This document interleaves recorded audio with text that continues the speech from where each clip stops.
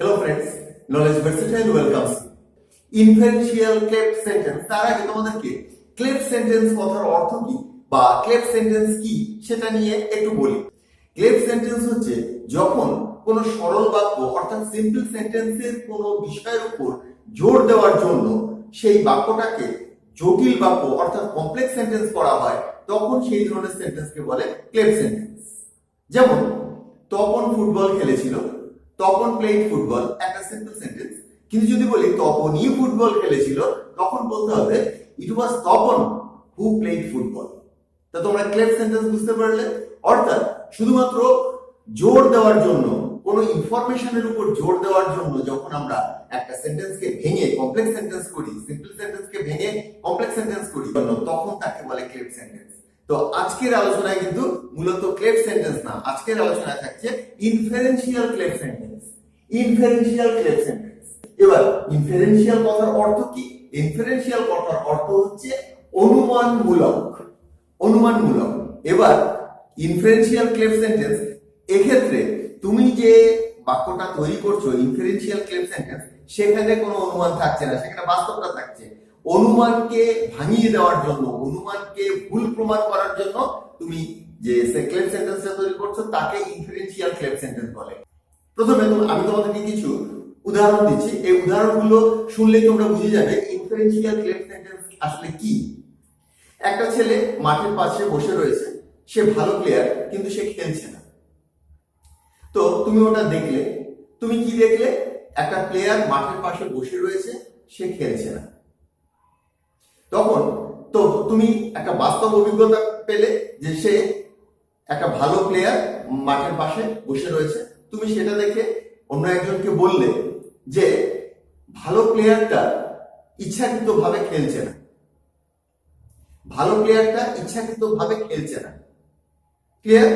কারণ তুমি তো দেখেছো ভালো প্লেয়ারটা তো বসে রয়েছে, মাঠে অন্যান্য প্লেয়ার গুলো খেলছে।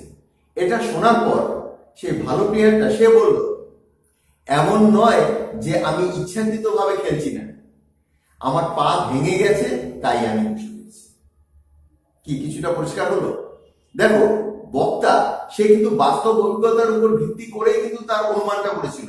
বাস্তব অভিজ্ঞতা যে সে বসে রয়েছে, একটা ভালো প্লেয়ার বসে রয়েছে, এটা বাস্তব। তারপর সে অনুমান করছে ইচ্ছাকৃতভাবে খেলছে না, ইচ্ছাকৃতভাবে খেলছে না, এটা হচ্ছে অনুমান।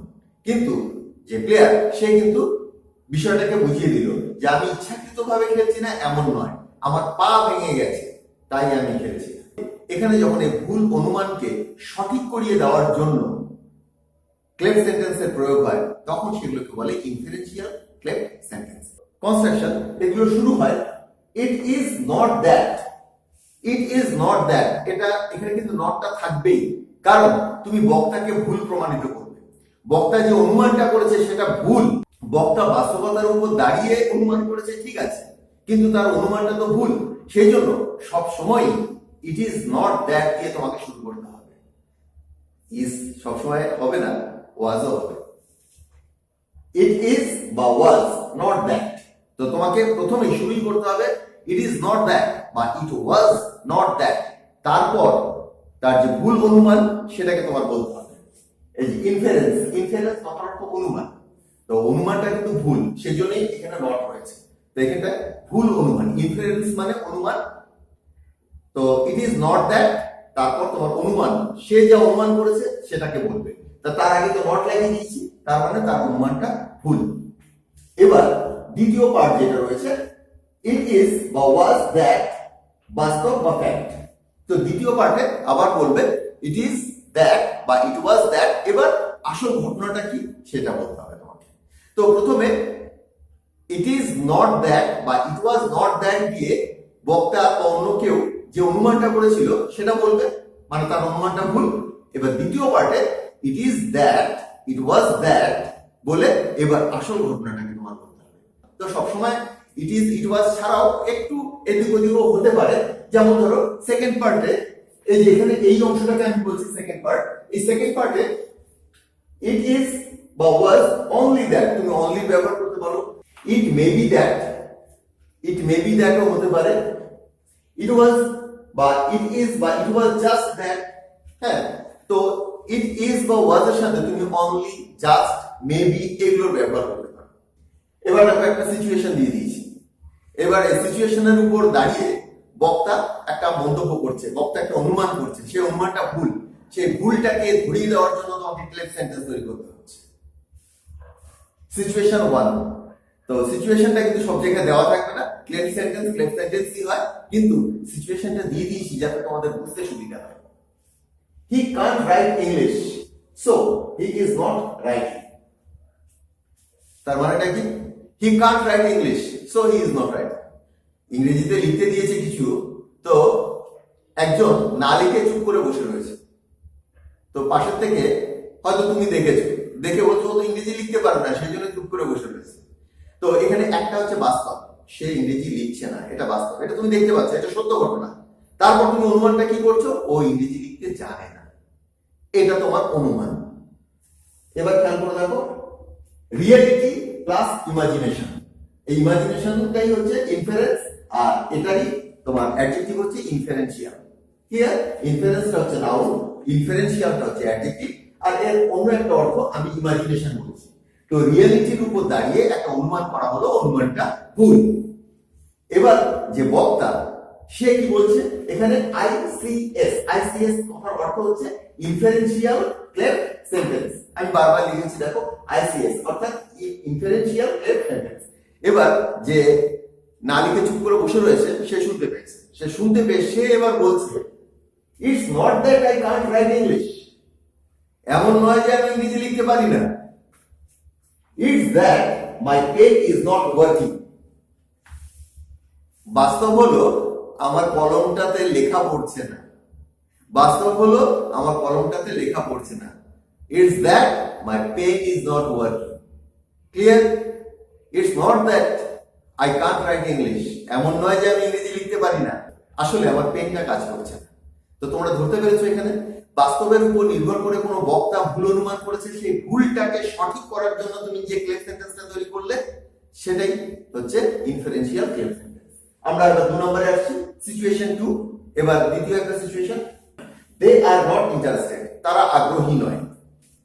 That's why they are standing outside. That's why সেই জন্য তারা বাইরে দাঁড়িয়ে আছে। হয়তো কোনো হলের মধ্যে প্রবেশ করার কথা, কিন্তু কোনো অনুষ্ঠানে প্রবেশ করার কথা, কিন্তু তারা প্রবেশ না করে বাইরে দাঁড়িয়ে রয়েছে। তুমি দেখতে পেলে যে তারা বাইরে দাঁড়িয়ে রয়েছে, এটা বাস্তব, তারা বাইরে দাঁড়িয়ে রয়েছে। এবার তুমি একটা অনুমান করলে, অনুমানটা হলো যে ওদের আগ্রহ নেই, ভিতরে ঢোকার ওদের আগ্রহ নেই, সেই জন্য ওরা বাইরে দাঁড়িয়ে রয়েছে।